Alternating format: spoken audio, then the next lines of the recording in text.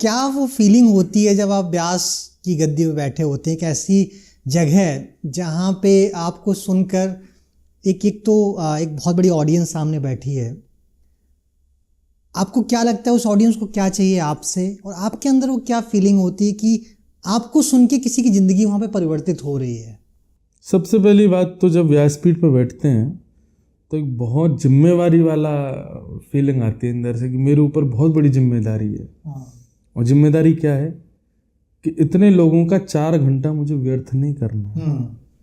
इतने लोग, अपने जीवन का हर क्षण बहुत महत्वपूर्ण है हर व्यक्ति का।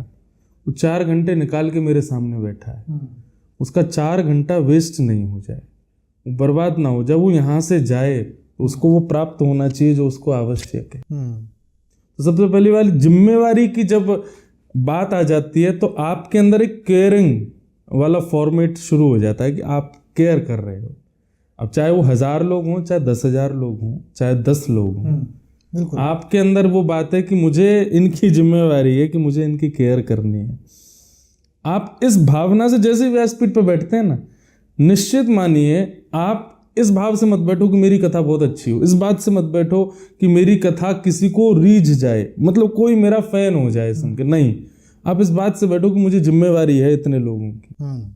आप निश्चित है, भागवत जी इतनी चमत्कारी व्यासपीठ है कि वो आपके मुख से वही वाक्य निकलवाएगी जो किसी का कल्याण करे, क्योंकि आप जिम्मेवार बन करके बैठे हो। आम के पेड़ पर चील भी बैठती है लेकिन आम नहीं खाती, आम के पेड़ पर कबूतर भी बैठता है लेकिन आम नहीं खाता। आम के पेड़ पर सुक बैठे यानी कि तोता तुरंत नीचे जाएगा, सुंदर आम खोजेगा, चोंच लगा के स्वयं भी पाएगा और दूसरों को भी प्रदान कर देगा। तो भागवत के वक्ता को इसलिए सुखदेव कहा जाता है। सुख यानी कि तोता, तोते के समान होना चाहिए कि स्वयं भी रस लेवे, व्यासपीठ रूपी वृक्ष पर बैठ करके दूसरों को भी देवे। चील और कबूतर की तरह व्यासपीठ का सहारा लेकर के फॉलोइंग बढ़े या दक्षिणा मिले, ये भावना होना चाहिए। जिम्मेवारी, तो जिम्मेवार बनकर के जब आप व्यास बनते हैं, व्यासपीठ पर बैठते हैं, तो निश्चित है आपकी वाणी कल्याणकारी ही होगी।